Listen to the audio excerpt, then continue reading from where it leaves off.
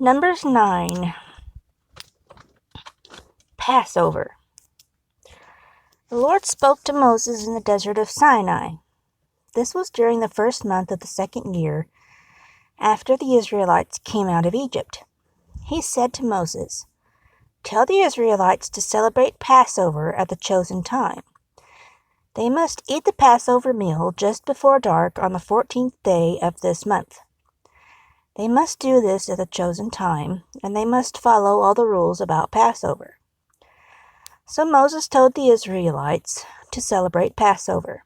The people did this in the desert of Sinai just before dark on the 14th day of the first month.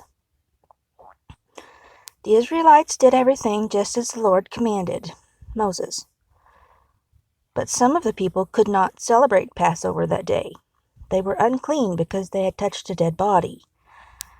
So they went to Moses and Aaron that day and said to Moses, "We touched a dead body and became unclean. But why must we be kept from offering our gifts to the Lord at the chosen time with the rest of the Israelites?" Moses said to them, "I will ask the Lord what he says about this." Then the Lord said to Moses, "Tell the Israelites this: It might happen sometimes that you or your descendants cannot celebrate the Lord's Passover at the right time. Someone might be unclean because they touched a dead body, or they might be away on a trip. They will still be able to celebrate Passover at another time. They must celebrate Passover just before dark on the 14th day of the second month. At that time they must eat the lamb, the bread made without yeast, and the bitter herbs.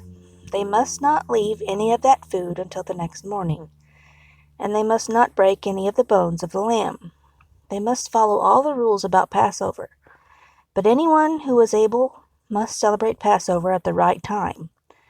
If they are clean and they are not away on a trip, there is no excuse for them not to do it. If they don't celebrate Passover at the right time, they must be separated from their people. They are guilty and must be punished, because they did not give the Lord his gift at the right time. A foreigner living among you might want to share in the Lord's Passover with you. This is allowed, but that person must follow all the rules about Passover. The same rules are for everyone. The cloud and the fire. On the day the holy tent, the tent of agreement, was set up, a cloud covered it. At night, the cloud over the holy tent looked like fire. The cloud stayed over the holy tent all the time, and at night the cloud looked like fire.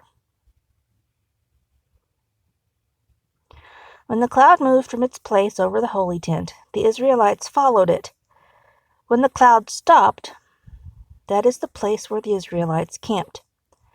This was the way the Lord showed the Israelites when to move and when to stop and set up camp. While the cloud stayed over the holy tent, the people continued to camp in the same place. Sometimes the cloud would stay over the holy tent for a long time. The Israelites obeyed the Lord and did not move.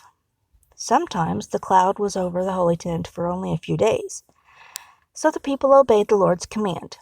They followed the cloud when it moved. Sometimes the cloud stayed only during the night. The next morning the cloud moved. So the people gathered their things and followed it. If the cloud moved during the day or during the night, they followed it. If the cloud stayed over the holy tent for 2 days, a month or a year, the people stayed at that place. They did not leave until the cloud moved. When the cloud rose from its place and moved, they also moved. So the people obeyed the Lord's commands. They camped when the Lord told them to, and they moved when he told them to. They watched carefully and obeyed the Lord's commands to Moses.